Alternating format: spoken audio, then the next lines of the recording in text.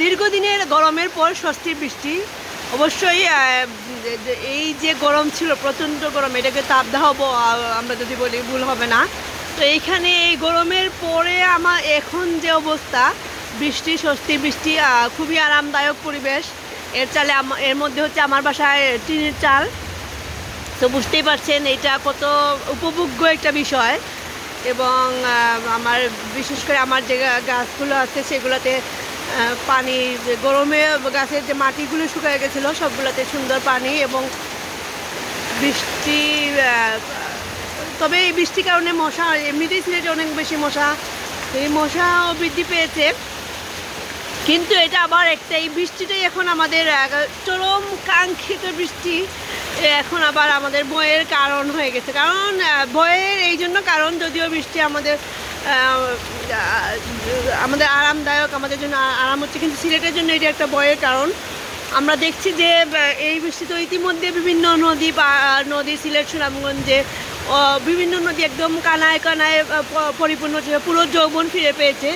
এই মধ্যে যদি আবার একইভাবে কন্টিনিউ করে তো অনেকেই ভয়ে আশঙ্কা করছেন। এবং সিলেটের অনেকগুলো রাস্তাতেই পানি, শহর থেকে বিভিন্ন রাস্তায় বের হতে, মানুষ বাসা বাড়ি থেকে বের হতে হলেও কিছু কিছু রাস্তায় পানি বের হতে পারছে না। এবং এইভাবে যদি গত 3-4 দিন থেকে যেভাবে বৃষ্টি হচ্ছে, এই বৃষ্টিটা যদি কন্টিনিউ করে,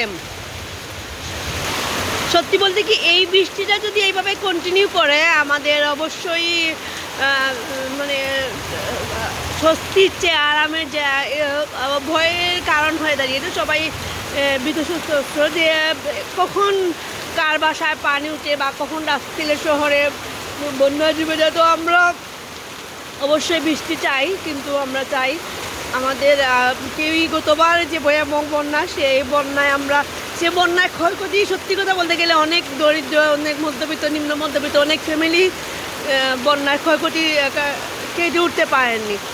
এরই মাঝে যদি এইরকম বৃষ্টি চলতে থাকে তাহলে দ্বিতীয় দফা অনেকেই লেপ তুষক বা বাসাবাড়ির যে ক্ষয়ক্ষতি হয়েছে সেগুলোও কিন্তু কাটিয়ে উঠতে পারেননি।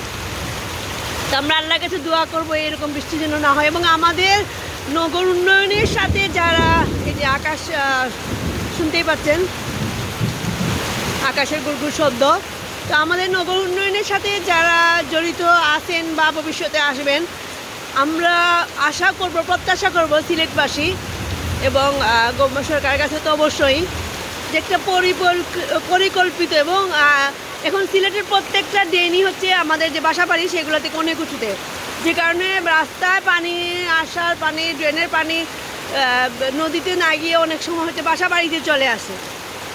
তো আমরা চাইবো এই বৃষ্টি যদিও কিন্তু আমরা চাইবো হচ্ছে আমরা এই বৃষ্টি একটা অন্তত রাস্তাঘাট, ড্রেন এগুলা নির্মাণের সময় অবশ্যই ইঞ্জিনিয়ারদের থাকতে হয়, পরিবেশবিদদের সাথে থাকতে হয় এবং একটা সুপরিকল্পিত মিনিমাম 50 বছর মাথায় রেখে একটা পরিকল্পনা করতে হয়। কিন্তু আমরা দেখি যে আমাদের এমনভাবে বাংলাদেশের রাস্তাঘাট বলেন বা ড্রেনেজগুলোতে কাজ করা হয় যে 50 বছর কি 50 দিনও মনে হয় মাথায় রেখে কাজ করা হয় না, মানে পরিকল্পনা মাথায় রেখে কাজ করা হয় না।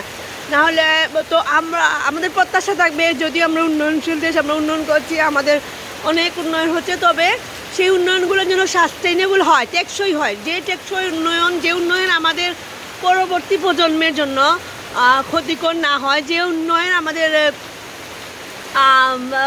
পরবর্তী প্রজন্মকে ভোগান্তির শিকার না করে, সেই উন্নয়নের জন্য আমরা কাজ করব। তো আবারও প্রত্যাশা করছি এই বৃষ্টি আমাদের জন্য ব্লেসিং হয়ে আসুক, আমাদের জন্য আশীর্বাদ হয়ে আসুক, আমাদের কোনো দুর্ভোগের জন্য কারণ না হয়। সেইভাবেই যেন আমরা আমাদের নগরকে, আমাদের সিলেটকে তথা পুরো বাংলাদেশকে যেন আমরা সাজাতে পারি। ধন্যবাদ সবাইকে, যারা দেখছেন, যারা শুনছেন। আশা করি আপনারা এই বৃষ্টি দেশের বাইরে যারা দেখছেন, আশা করি এই বৃষ্টি উপভোগ করবেন। ধন্যবাদ সবাইকে। আসসালামু আলাইকুম।